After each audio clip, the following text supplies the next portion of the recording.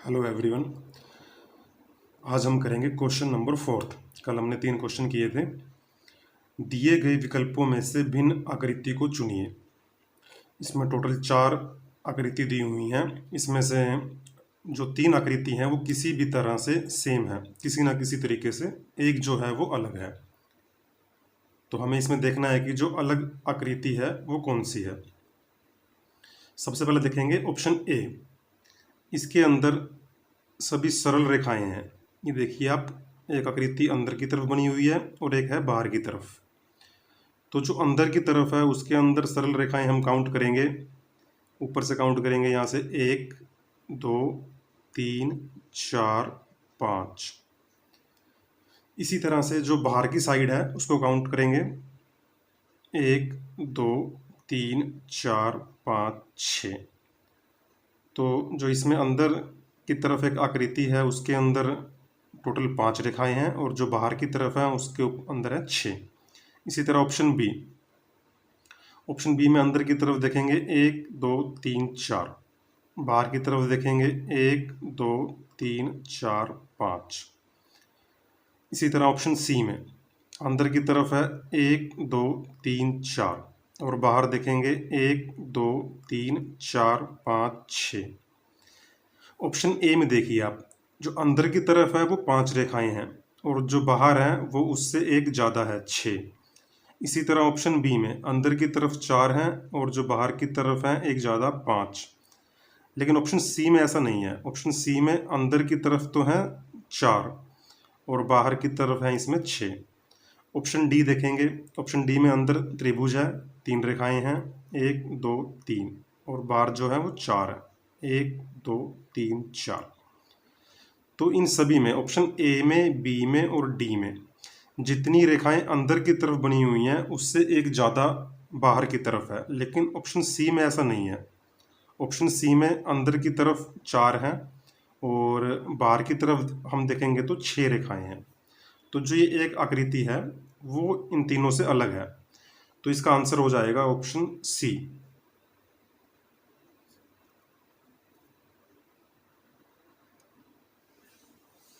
इसके बाद है क्वेश्चन नंबर 5।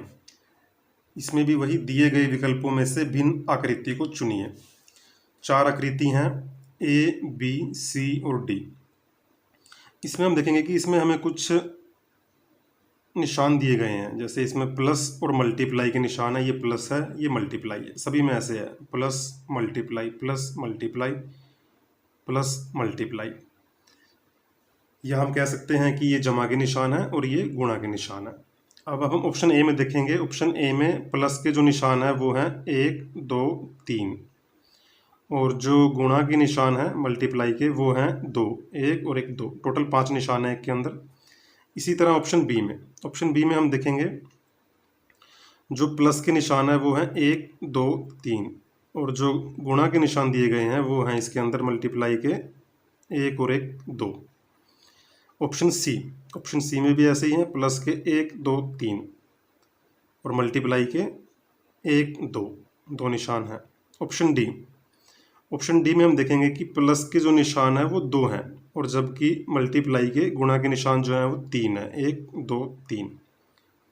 तो इस तरह से ऑप्शन ए बी और सी, इन तीनों में तो जो प्लस के निशान है वो है 3 और मल्टीप्लाई के जो निशान है वो है इसके अंदर 2।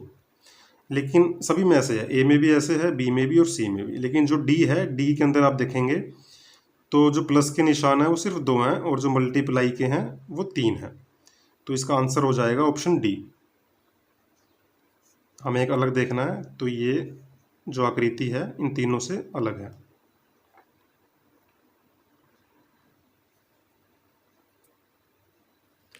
इसके बाद हम आ जाएंगे क्वेश्चन नंबर 6 पे।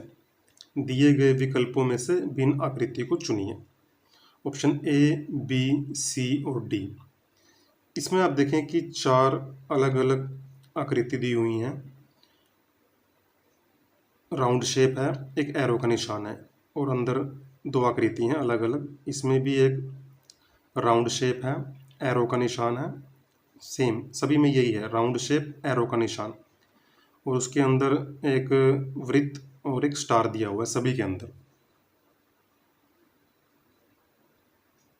इसमें आप देखेंगे तो जो स्टार और जो अंदर वृत्त है, जो राउंड शेप दी हुई है, ये सभी की अलग अलग दिशा है। इसमें ऊपर है, इसमें नीचे है, इसमें लेफ्ट है, इसमें भी लेफ्ट है। लेकिन आप इसमें से कोई एक अलग नहीं निकाल सकते इनके आधार पर, जो इसमें स्टार और राउंड शेप दी हुई है। तो आप इस राउंड को देखिए। सबसे पहले ये यहाँ से शुरू हो रहा है और ये यहाँ से शुरू होते हुए और यहाँ पर इस एरो पे आके ख़त्म होता है। इसी तरह ये यहाँ से शुरू है और यहाँ से होते हुए इस एरो पे आके ख़त्म है। सभी इसी तरह से हैं, ये चारों आप देखेंगे। तो आपने इनकी दिशा देखनी है।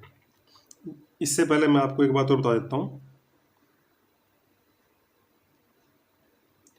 ये देखिए, एक होता है क्लॉकवाइज और एक होता है एंटी क्लॉकवाइज। यहाँ देखिए आप,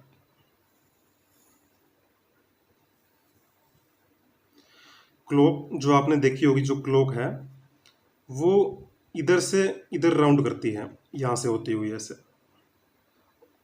तो अगर कोई भी आकृति आप देखेंगे कि इस तरीके से राउंड हो रही है तो वो कहलाई जाएगी क्लॉकवाइज, जो यूं चलेगी इस टाइप से। और जो विपरीत दिशा में चलेगी, जो यहाँ से यहाँ चलेगी, उसे हम कहेंगे एंटी क्लॉकवाइज। अब आपको मैं इसमें दिखाता हूँ दोबारा से। ये देखिए, ये जो शेप है ये यहाँ से चलती हुई और ये इस तरीके से चल रही है, इस साइड यहाँ से चलती है, तो ये एंटी क्लॉकवाइज है। क्योंकि जो घड़ी की सुई है ना, वो इस तरह से नहीं घूमती, वो इस तरह से घूमती है, तो ये एंटी क्लॉकवाइज है। इसी तरह ऑप्शन बी भी यहाँ से चलता हुआ और ये यहाँ जा रहा है, ये भी एंटी क्लॉकवाइज है। इसी तरह से ऑप्शन सी है, ये भी यहाँ से चलता हुआ और ये इस साइड जा रहा है, तो ये भी एंटी क्लॉक है। लेकिन जो ऑप्शन डी है वो आप देखेंगे कि वो क्लॉकवाइज मूव कर रहा है। ये देखिए, यहाँ से चलता हुआ ये और इस साइड आ रहा है। तो जो क्लॉक की दिशा है वो सेम ऐसी चलती है, इधर से होते हुए इधर।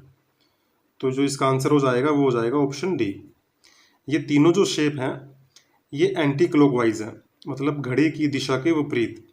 और जो ऑप्शन डी है ये क्लॉकवाइज है, जिस दिशा में घड़ी की सुई चलती है ये उसी दिशा में मूव कर रहा है, यहाँ से होते हुए और इस तरीके से।